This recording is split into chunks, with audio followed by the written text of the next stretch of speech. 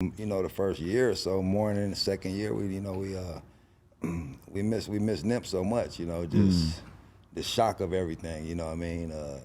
That wasn't a part of the plan. So, just I was surrounding myself with work, and I just been trying to stay busy, trying to, miss him every day. So. It's still just a haunting presence in your brain. Yeah, exactly. So. Definitely. Can we talk a little bit about your upbringing, your early years? Grew up in Windsor Hills, gang bang, moved to the hood probably like in '83, You were born in what year? 73. 73. 49 now. Okay. Yeah. So grew up in the hood, gang banged, depending wherever your mom moved to, basically that's where you were gonna be from or, affiliated with it. So, I grew up in the 60s.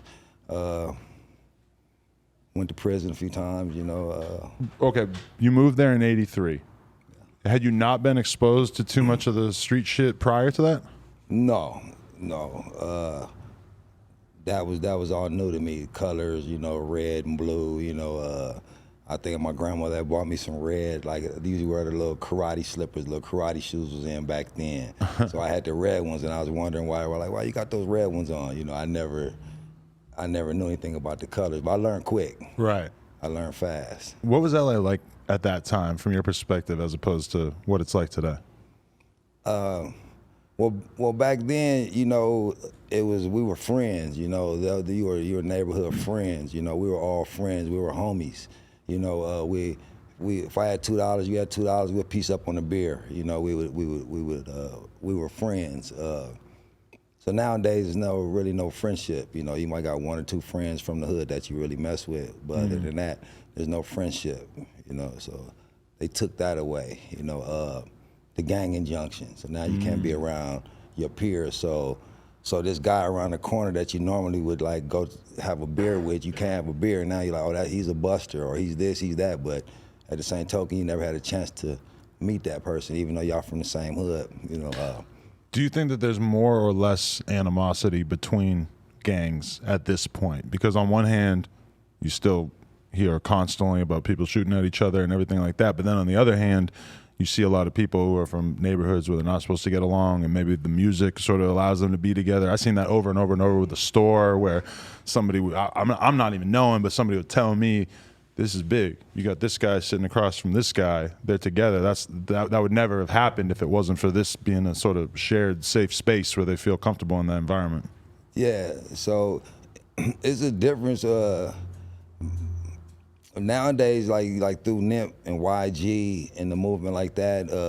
When I came home from prison, Nip was doing this thing with the game. The game, I gave him a shout out. So the ultimate goal. Like when I came home from prison. I had a plan. I'm gonna do this, do that. I met Nip and them. They were young. He wasn't from the hood yet, but I seen where he's headed. Like I pulled up on him one day. I said, "Where you from?" He's like, "I don't gang bang." And I looked at him. I said, "Man, you got on khakis. You got on chucks. You look like you gang banging." So, so I talked to him about the hood every night. We would just talk about the hood. Then I gave him the name. I named him up under me. I named him a Little Thundercat. So I named him. I said, now you got to go get put on, make it official. When did you get the Thundercat name? In prison. Okay. Okay. So for the timeline, when did you get locked up, and for how long?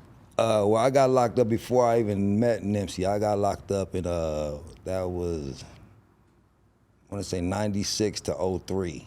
So you were 23 or so? Yeah, somewhere up in there. From 96 to 03. I met Nip in 03, coming off from prison in 03. Okay. And what did you get caught up doing? In 2000, I think robbery. I got robberies, guns, a little bit of everything. And when you look back at that time period of your life, like, when you were 10 and you moved there, how long did it take before you fully sort of went for the gang lifestyle? And what pushed you into that? Did you feel like you needed protection, or you just want to be part of something? Or? Well, when I came from the hood, when I moved to the hood, I met my friends on that block. So then my family moved off of the block. So they moved off of the block. It was my mom and my stepdad. They moved off of the block to a better community. Okay. So my friends were still in the hood. So even though we moved off of the block, I still came back to my friends. I was a stepchild. That wasn't my natural dad that took care of me. So okay. I didn't get to the same benefits as my siblings or whatever. You know what I mean? So I clung to the hood. That was my family. Do you feel like you were looking for a father figure at that point in your life? No, my dad was close by. It wasn't. Okay. It wasn't that. You know what I mean? That was my family. Like I said, we were friends. We were homies. You know, if when I ran away from home, I stayed in the hood. You know. But was it mostly a positive thing looking back on it now, or was it mostly focused around negativity? At that time, it was basically negative. We was gangbanging, robbing, jacking. Slauson and Crenshaw caught my first case in 1990. I robbed that whole parking lot. You know what I mean? I car to car, I robbed it. I would go in the gas station, rob everybody in the gas station. You know, yeah, we was out there gangbanging wild. You know. What drove you to rob so many people in a row like that? You just out there active. You just being wild. You were young, didn't know no better. You know, you just young. Like nowadays, I see a lot of wild stuff. I see these youngsters doing super wild stuff, and it reminds me of the wild stuff we did. You know, my thing is now with the gangbanging is, I've been gangbanging 32 years. I've been at this. When I started gangbanging, I don't know why we beefing with. I don't know why the 60s and the Hoovers started beefing. I don't know why the 60s and the A-Trays started beefing. I don't know how that started. But when I moved to that hood, I'm affiliated with all those beefs. So here it is. I've been doing it 30-some years. And I really don't know why it started, but when I went to jail, it was taught the Hoovers, they were bad, or these were bad, and I rode those beefs, took the phase, did what I had to do. But here it is, 30-some years later, why are you guys still dying for those same beefs? So we still killing each other over a beef that may have started because this nigga done fucked this nigga's girl. And now all of a sudden, years and years, 30 years later, body after body after body, nobody's winning. Yeah, and usually when you ask like a young dude, or really almost anybody, why there's friction between certain neighborhoods, sometimes they can relate it back to, oh, this guy got killed, and as a result, we can never be cool with these dudes. But more often than not, that dude getting killed was still just a product of an existing beef that they could never identify the beginnings of. And when you see, sometimes you'll see like a Vlad interview clip with somebody talking about the origins of a beef, and it will be that. It'll be like in 1975, somebody fucked somebody else's girl. Yeah. And it carries on and on and on, and there's no ending. But so when I came home from prison, so like prior to prison, I was taught, okay, Bloods, they're Bloods, you don't get along with them. A-Trays or Hoovers, you don't get along with them or whatever it may be. But when I went to prison, now we're behind these walls. So now we had to fight with each other. We had to become friends. So when I didn't have something, my family may not have sent me something. I needed a super something. Crips on the yard may not have given it to me, but the Bloods gave me something.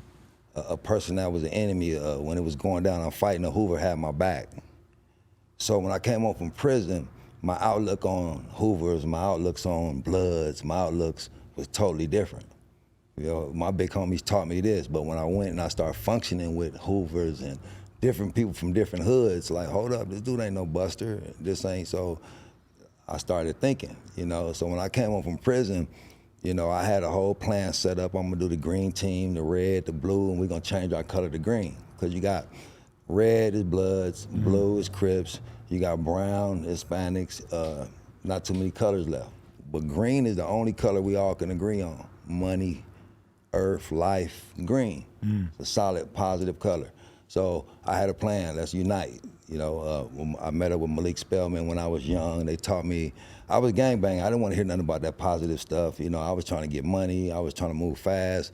And they instilled some stuff in me. I had to go to prison. They told me, yeah, you're going to do this. Yeah, you're going to go to prison. Yeah. Went to prison. I learned all these wasn't bad guys. So if one individual from Hoover do something wrong, I can't be mad at every Hoover. You gotta be mad at that individual. Isn't that fascinating that it takes a lot of people going to prison to look at the guy who grew up 3 blocks away from him as just a person?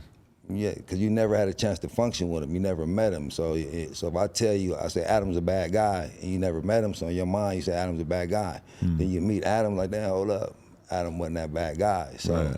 You know, I was taught these were bad guys, but when I met them, and as I started functioning with them, you're like one person from 60, like the dumb nigga that did something to Nipsey.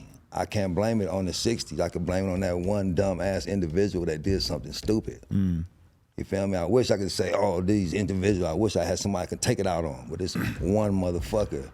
You know what I mean? So, and that's the wild thing about why Nip's passing was able to, for however briefly or however long it lasted, kind of unite the city, is because he didn't get killed by his enemies. Because if that had happened, we all know there would have been ramifications. Exactly. Nobody would have been talking about a peace treaty. Yeah. But because it happened within his own gang, then people were able to see it as a reason to try to bring more peace about. Okay, guys, we want to thank you so much for getting us to 100,000 subscribers right here on the Clips channel. If you want to support, please click that subscribe button. We're trying to get to 200K.